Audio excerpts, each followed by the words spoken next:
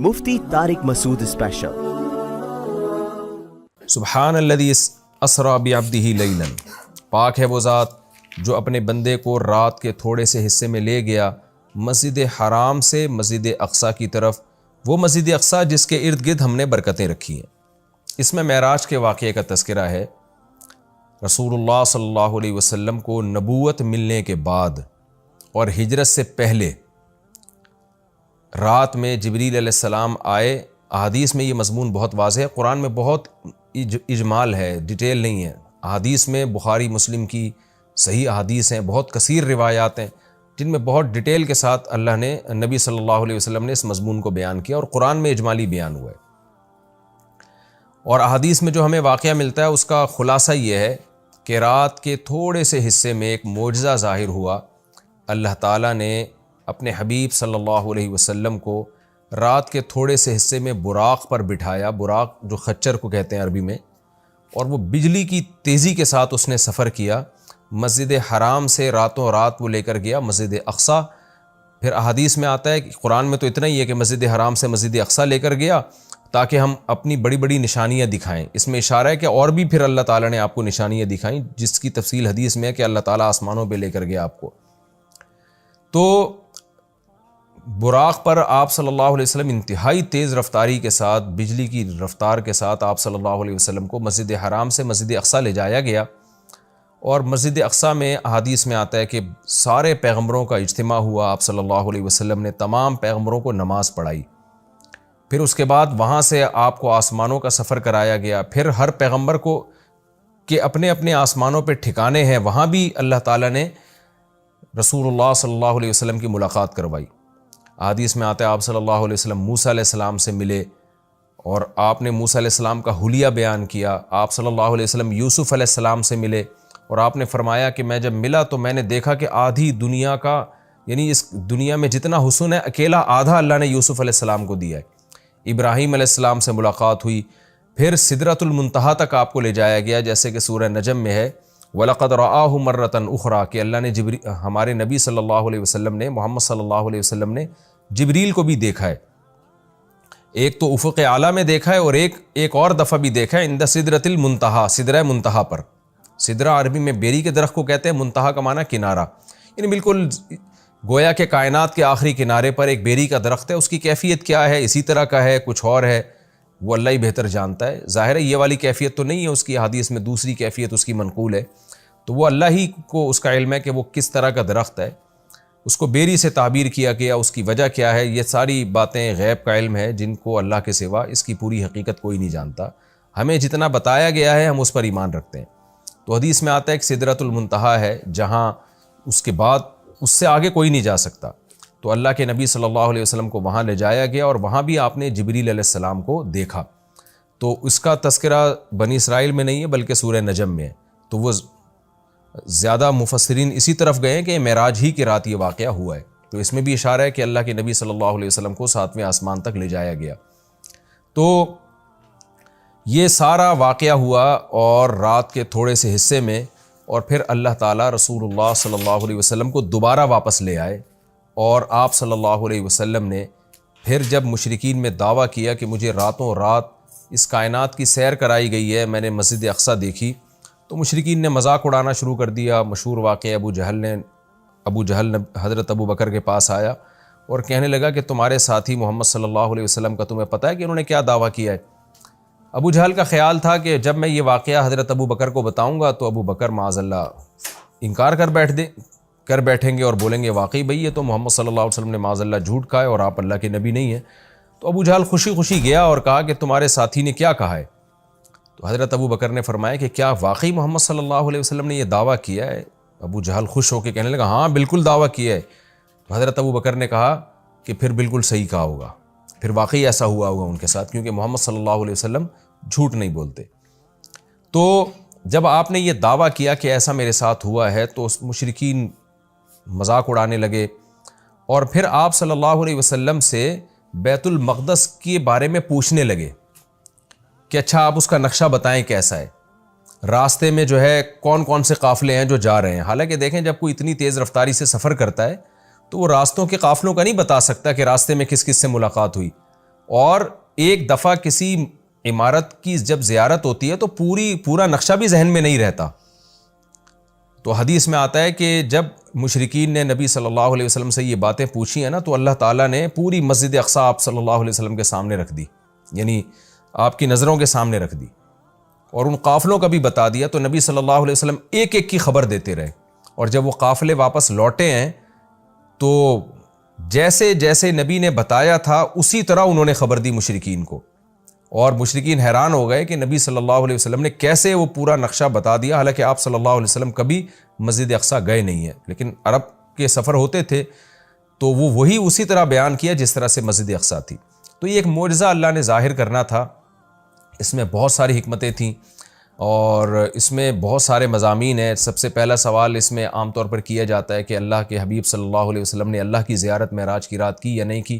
اس بارے میں دونوں طرف روایات ہیں، کوئی مضبوط بات ہمیں اس بارے میں ملتی نہیں ہے کہ زیارت ہوئی. جن احادیث میں آتا ہے کہ زیارت کی وہ قابل تعویل ہیں، اور بعض روایتوں میں صراحتاً نفی ہے.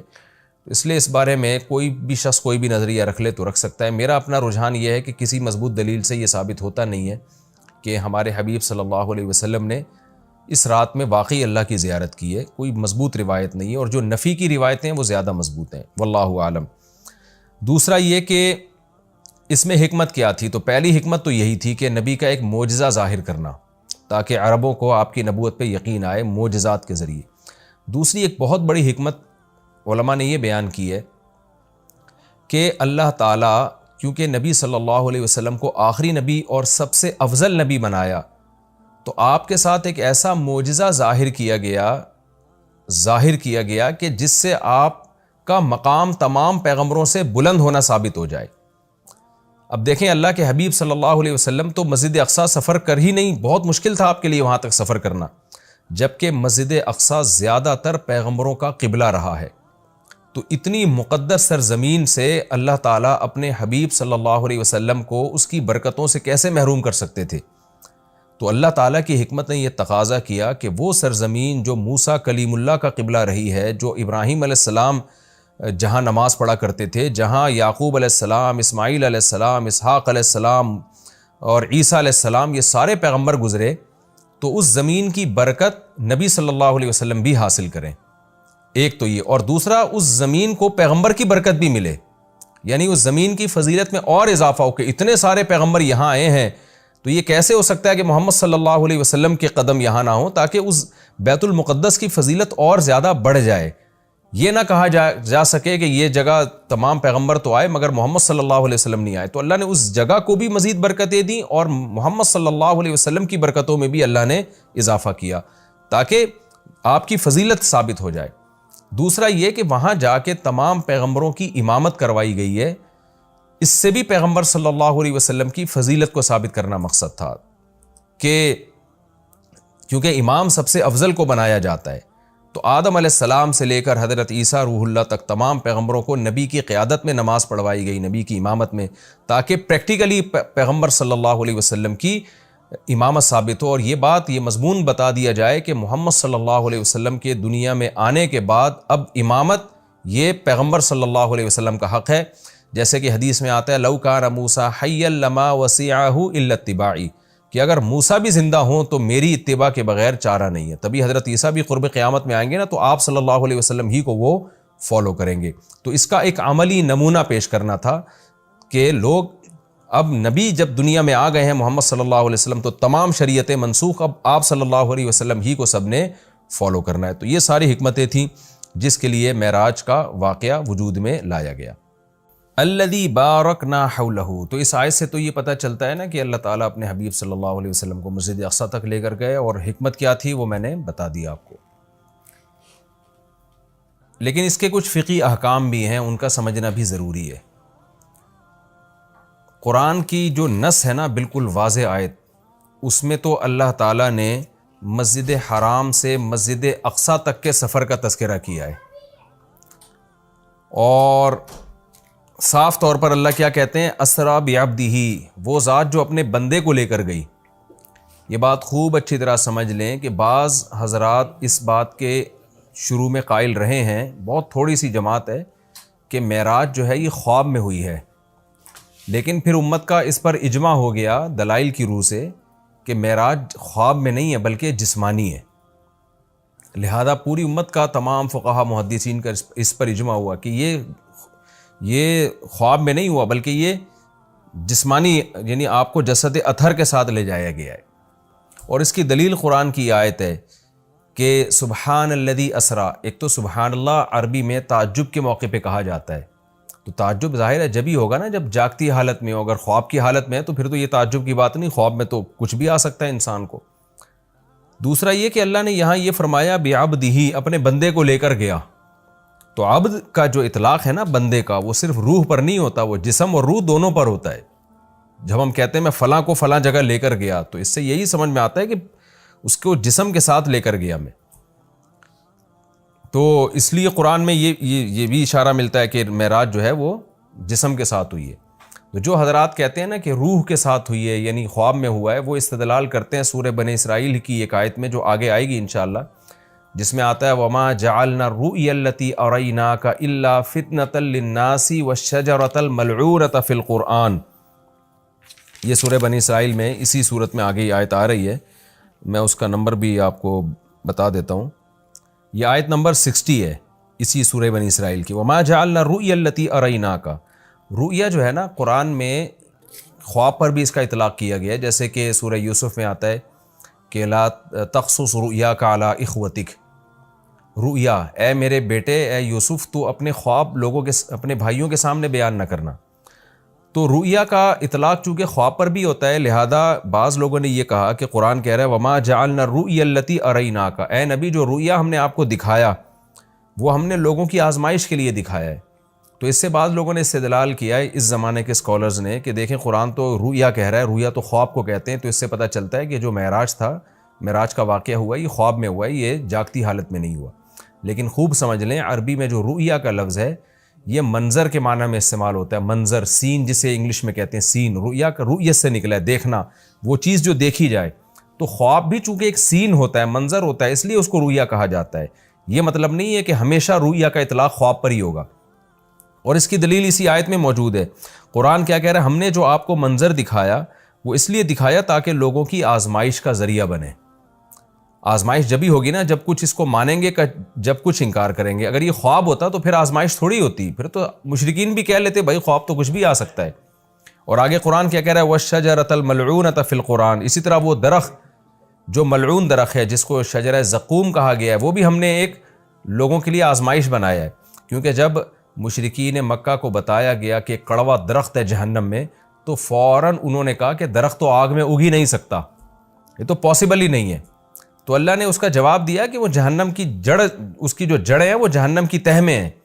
اور پھر اللہ نے بتایا کہ ہم نے وہ درخت اس لیے پیدا کیا ہے تاکہ یہ جو لوگ ہیں، جو مادہ پرست لوگ ہیں، یہ خدا کی قدرت کا انکار کریں، اور یہ انکار کریں کہ کہیں کہ درخت آگ میں نہیں پیدا ہو سکتا، جبکہ اللہ تو سب کچھ کر سکتا ہے۔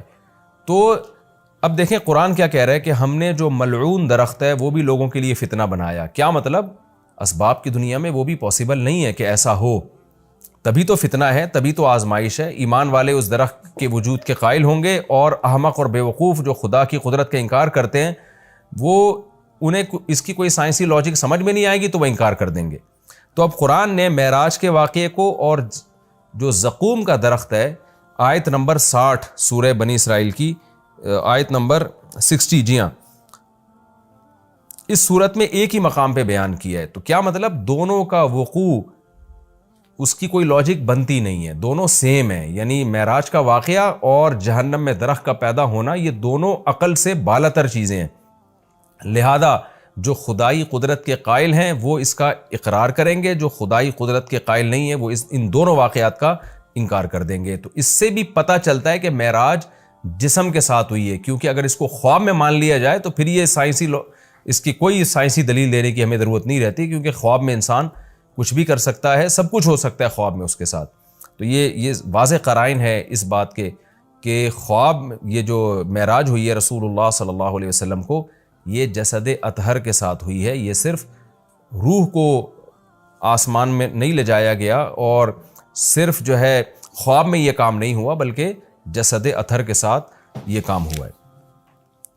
اور حضرت عائشہ رضی اللہ تعالی عنہ سے ایک روایت ہے جس میں آتا ہے کہ رسول اللہ صلی اللہ علیہ وسلم کا جسد اطہر ما فقیدہ، اس طرح کے الفاظ ہے، صحیح حدیث ہے کہ وہ گم نہیں پایا گیا۔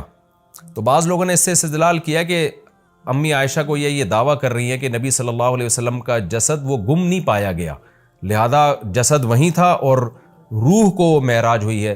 تو یہ خوب سمجھ لیں حضرت عائشہ کے کلام کا یہ مفہوم نہیں ہے، حضرت عائشہ کے کلام کا وہی مفہوم لیا جائے گا نا دیگر احادیث سے ثابت ہوتا ہے۔